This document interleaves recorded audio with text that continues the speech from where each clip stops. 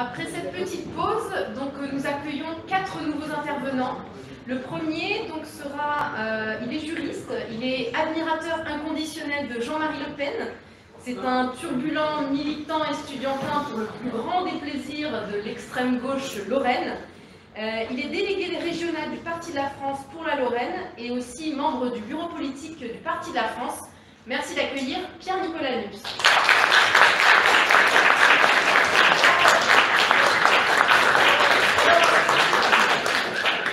Merci Charlène, merci pour cette introduction. Alors, pour être tout à fait honnête avec vous, j'ai connu un certain nombre de difficultés pour rédiger les notes de mon intervention. Alors si j'ai eu du mal à les rédiger, c'est pas parce que je n'avais rien à vous dire à ce sujet, le sujet est assez dense. Ce n'est pas parce que je suis timide, j'ai réputation d'être assez franc du collier, même en bureau politique, Réjeanne pourra témoigner que je suis parfois un peu brut de décoffrage. Je ne suis pas timide du tout, et si j'ai eu du mal en réalité à rédiger les notes de mon intervention, c'est tout simplement parce que, comme vous l'a dit tout à l'heure Bruno, dans ce pays, il n'existe plus de liberté d'expression. Aujourd'hui, on n'a plus le droit de s'exprimer, donc pour les gens qui s'expriment de manière assez libre, telle que moi, c'est assez difficile, j'en ai fait souvent les frais, parfois j'ai même pas besoin de m'exprimer, puisque il y a 5 ans en arrière, j'avais simplement relayé, ça va vous faire hausser les épaules, j'avais relayé un dessin animé sur ma page Facebook, ils m'ont mis 6 mois d'emprisonnement avec sursis, 30 briques d'amende et 5 ans d'interdiction d'exercice de la profession d'avocat. Bon, quelque chose me dit que mon engagement politique de l'époque et celui d'aujourd'hui n'est peut-être pas tout à fait étranger à ce jugement politisé. L'autre difficulté que j'ai eue en rédigeant mon intervention, c'est que je vais aujourd'hui vous parler d'un domaine qui est extrêmement sensible, en l'espèce de la justice, et s'il est sensible, eh bien c'est parce que les magistrats, qui en sont les maîtres, considèrent qu'il s'agit de leur chasse gardée, et ils n'apprécient pas que les gens, en particulier ceux qui ont notre couleur politique, mettent le nez dans ce qu'ils estiment être leurs affaires, mais qui sont en réalité nos affaires, d'une part parce que leur prise de décision impacte durablement nos vies et de manière généralement négative, et encore et surtout, c'est même par là que j'aurais peut-être déjà dû commencer, eh bien c'est parce que ces gens sont payés avec notre pognon, avec l'argent de nos impôts. Voilà. Alors, dans la mesure où il n'existe plus de liberté d'expression dans notre pays, vous comprendrez mon intérêt de ne pas me retrouver à la sortie embarqué les menottes au poignet en direction du TJ de Paris pour être jugé par la 17e chambre correctionnelle. Enfin, comme normalement ça ne devrait pas arriver, il n'est pas censé y avoir de garde à vue pour les délits d'opinion, enfin du moins pas encore. Aujourd'hui, on se contente simplement de rétablir, tel qu'il en existait en RDA, en URSS ou même en Allemagne nazie, puisqu'ils nous nazifient, alors soyons fous, nazifions-les aussi. Aujourd'hui, on criminalise certaines opinions, on interdit par exemple à l'opinion russe de s'exprimer sur notre territoire. Voilà, il y a un gouvernement qui estime qu'il y a une vérité, et Sputnik, et Russia Today, ils n'ont plus le droit de s'exprimer chez nous, puisque c'est de la désinformation.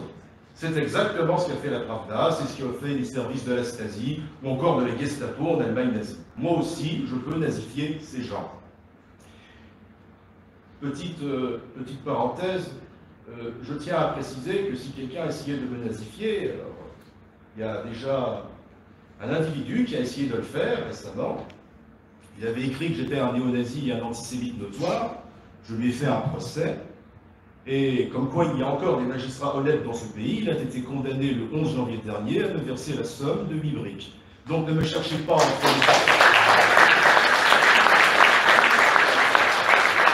Donc il est utile de me chercher entre le 10 et le 17 avril, puisque je partirai en croisière sur la Costa Brava avec l'argent de cette petite saloperie.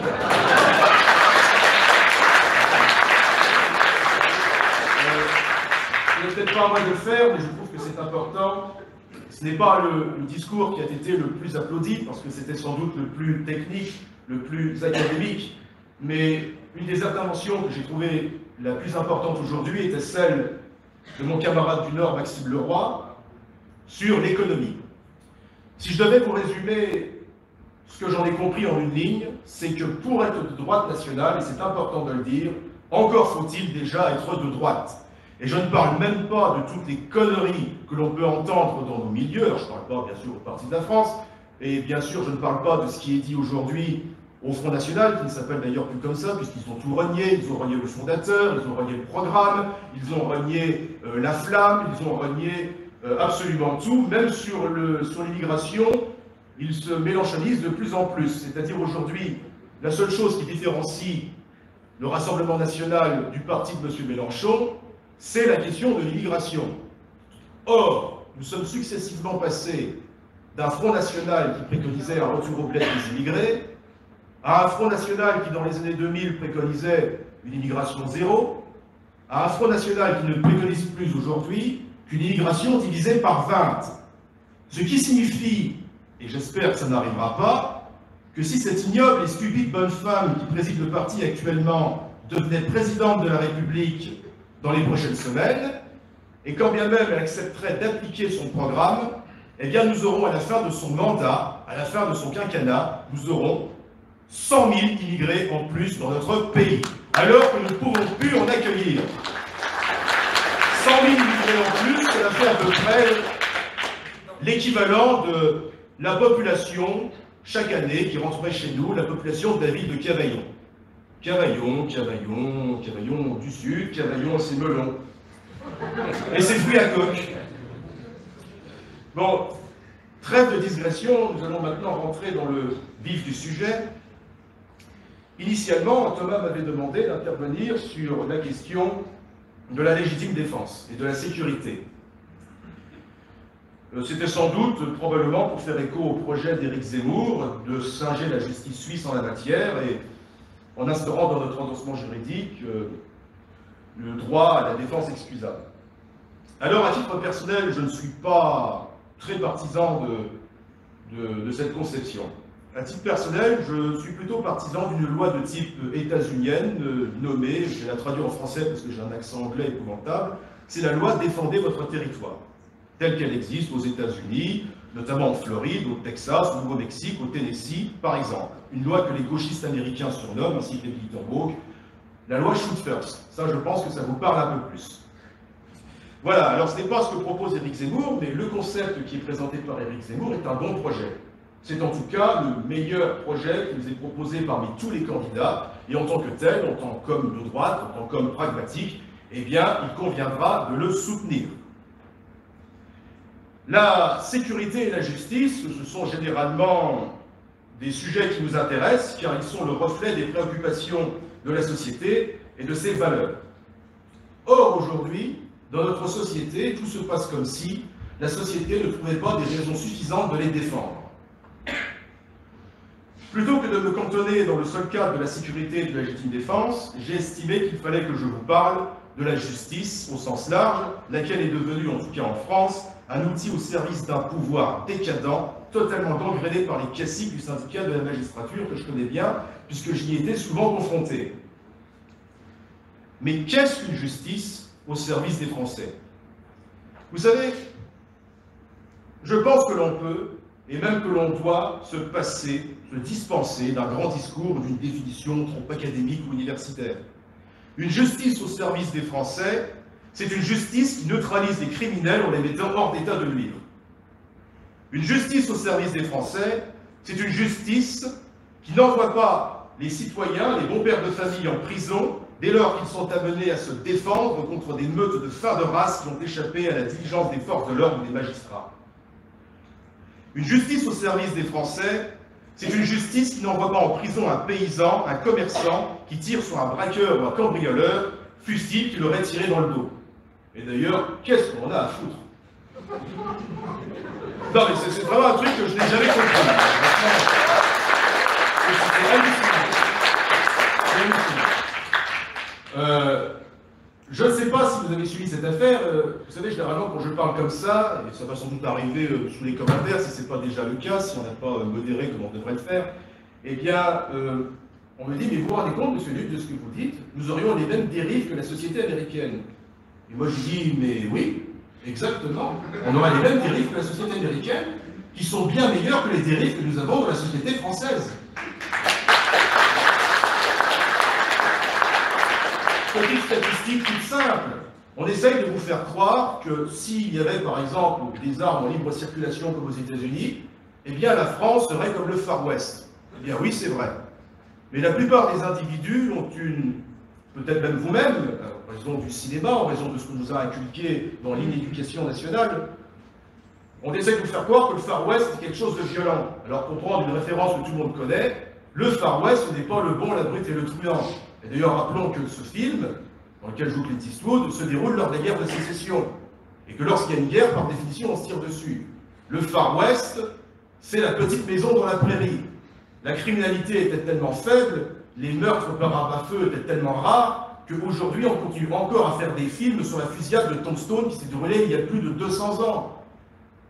Il y a plus de 300 millions d'armes en circulation aux États-Unis.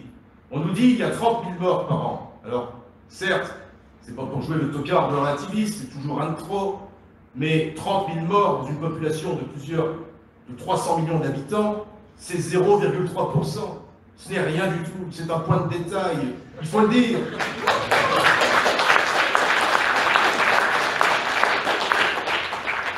Enfin, et ça je pense que vous serez tous d'accord avec moi, puisque je sais que certains d'ici, y compris les gens qui sont les plus modérés, je pense par exemple à Pierre Cassin, qui n'est pas un extrémiste, vous savez, c'est pas un ancien du GUD, Pierre Cassin, c'est pas un zouave Paris, c'est quelqu'un qui vient de la gauche trotskiste, qui est parfaitement, d'ailleurs il est même beaucoup plus modéré que certains catholiques, puisque lui il est partisan de la laïcité, mais Pierre Cassin est quelqu'un que j'ai appris à apprécier, malgré le fait que je sois profondément de droite, puisque c'est un homme courageux.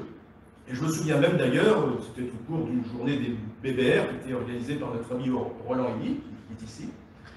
Et il avait pris position contre un monsieur que j'aime beaucoup. Il avait pris le micro, et c'était une salle qui n'était pourtant pas acquise à sa cause. Il a dit, eh bien non, écoutez, monsieur, je ne suis pas du tout d'accord avec ce que vous dites. Alors je ne me souviens plus vraiment de ce qu'avait dit Pierre Vial, mais je crois qu'il était en train de parler du nombre de fruits à coque qu'il y a dans les rues de Moscou. Voilà. Oui, je suis obligé de me modérer, j'ai pas envie d'aller en prison. Voilà. Une justice au service des Français, c'est une justice qui n'est pas politisée. C'est une justice qui ne se rend pas dans l'ombre du syndicat de la magistrature et de ses gnomes ignobles. C'est ça et c'est rien d'autre. Il n'y a pas d'autre explication possible. Défendre la nation et son peuple, rendre la justice, telles sont les missions de l'État. C'est ce qui justifie son existence et le transfère à son profit du monopole de la force publique. Or, l'actualité et les jugements rendus par les tribunaux français nous démontrent chaque jour que nous vivons dans un État failli. Nous subissons un État qui fait preuve d'une mansuétude révoltante à l'égard des pires rébus de la société. C'est à croire que plus ils sont irrécupérables et odieux, et plus les tribunaux se montrent laxistes, et en contrepartie, ces mêmes tribunaux font preuve d'une sévérité et même d'une intransigeance inversement proportionnelle à l'encontre des quelques justiciables, tels que moi, qui seraient amenés par quelques avatars malheureux à se retrouver devant les juridictions judiciaires, parfois en totale violation de l'ordre public. Les Français n'ont pas confiance en la justice de leur pays. Selon un sondage du CSA réalisé pour le Sénat en septembre 2021, 68% des Français interrogés considéraient que la justice est trop laxiste. Comment leur donner tort?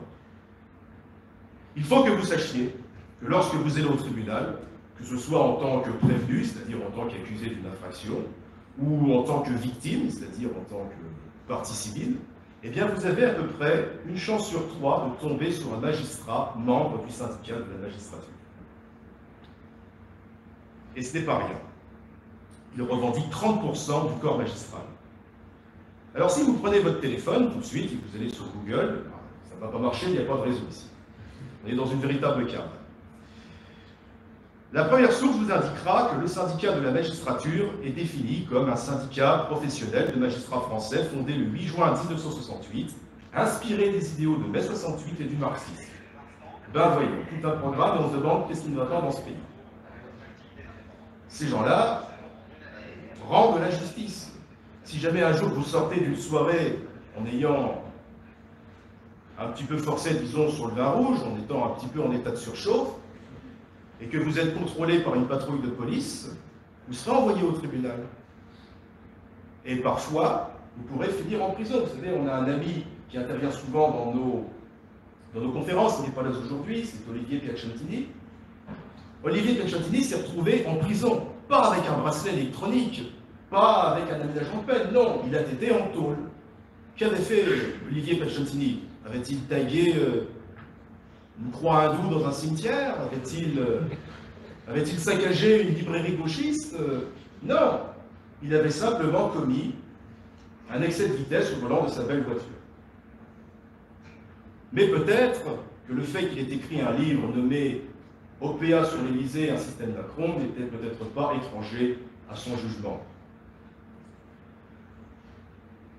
Le syndicat de la magistrature, en 2001, avait édité un mode d'emploi à destination des voyous intitulé « Vos papiers, que faire face à la justice ?»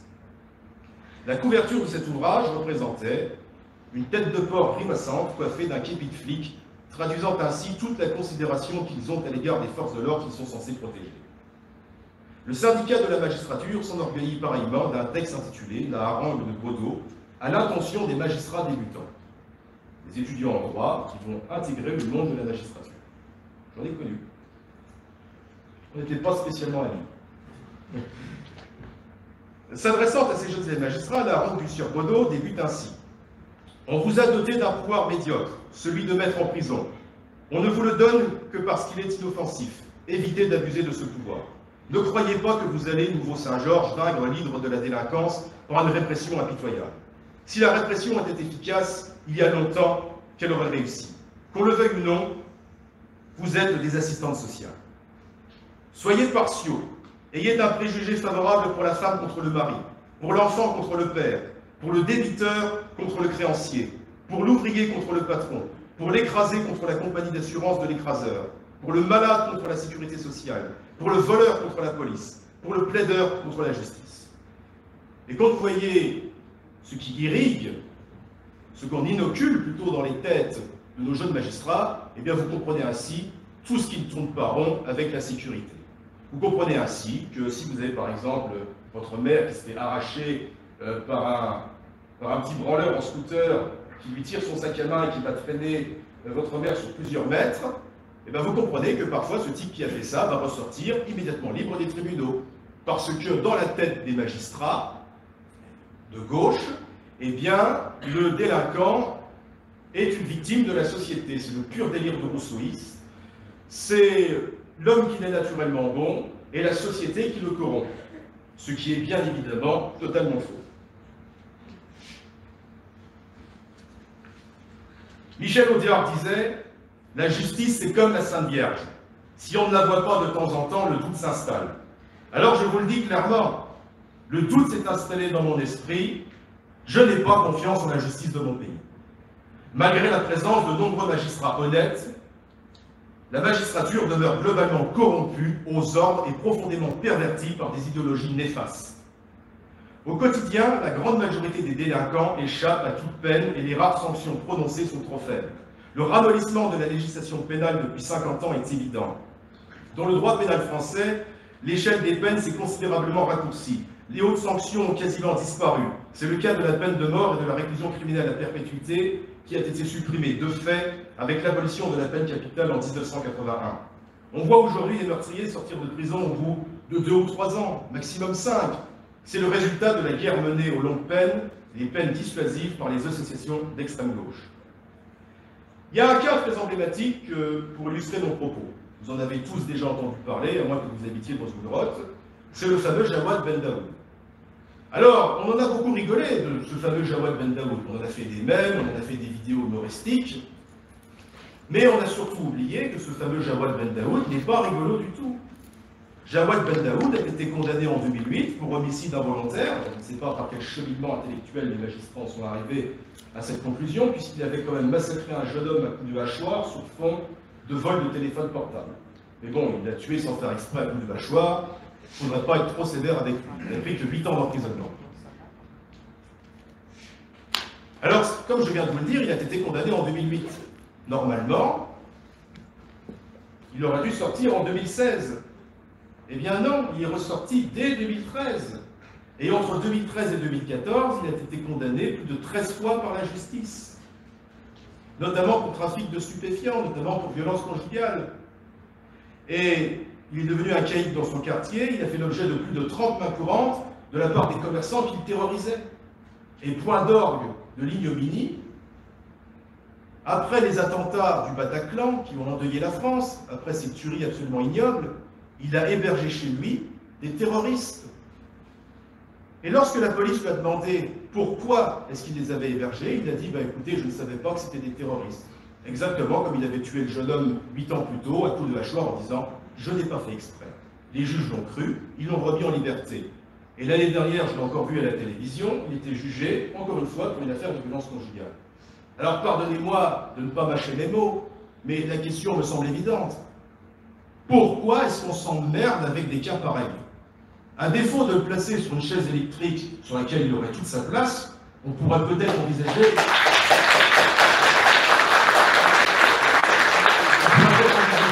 je ne sais pas comment on dit, humaniste, raisonnable, modéré. On pourrait peut-être tout simplement envisager de le renvoyer au bled, par exemple. Eh bien non, vous applaudissez parce que vous êtes d'accord avec moi, mais je vous garantis que quand je sortais à la fac, je me fais flinguer.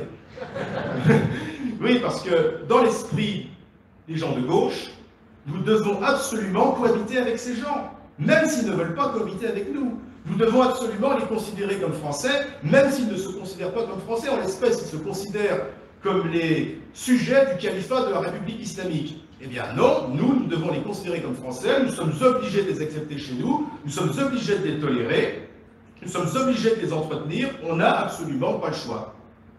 J'y reviendrai souvent, le gauchisme est une maladie mentale.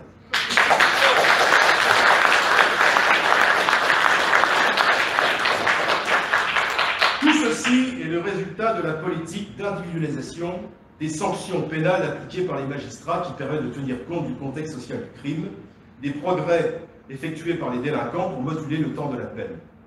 Dès lors, il n'y a plus de plafond ou de plancher légaux.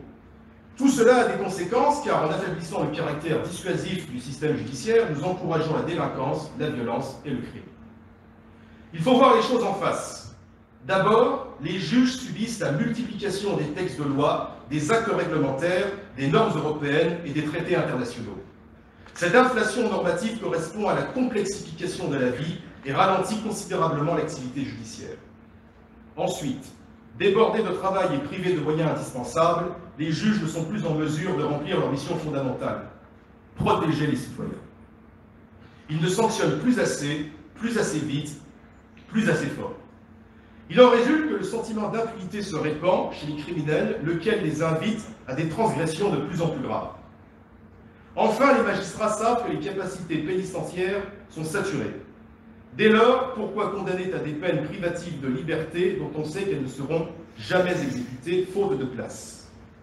Il faut bien mesurer en effet, mesdames et messieurs, l'extrême dénuement et la misère de notre système carcéral. Alors qu'il n'y a plus assez de places de prison, la principale préoccupation du syndicat de la magistrature est de limiter les crédits destinés à la construction de nouveaux établissements pénitentiaires.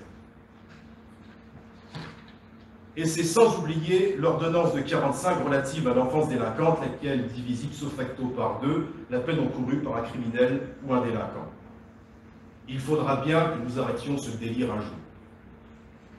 Nous, au pouvoir, nous permettrons aux citoyens de se défendre.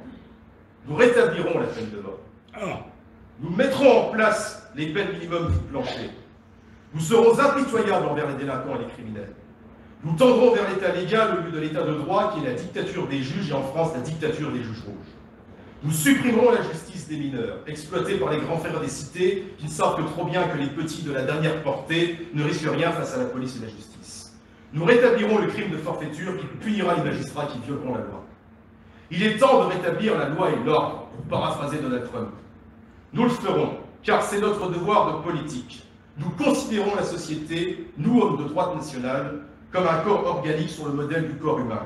Notre rôle, c'est d'identifier et de neutraliser les cellules malades et cancérigènes afin d'éviter qu'elles ne se métastasent et contaminent l'ensemble de la société. Et sur ma foi et devant Dieu, nous le ferons. L'heure du grand règlement de compte arrive. Nous sommes la droite qui arrête de geindre, la seule vraie droite. Nous sommes la droite, pour pour citer notre regretté, et vous l'avez connu ici, Roger Hollande, notre président d'honneur, nous sommes la droite de l'honneur et du devoir. Fin de citation. La droite du courage. Alors, vive la droite nationale, vive la France et son seul parti, salut à la victoire et maître chez nous.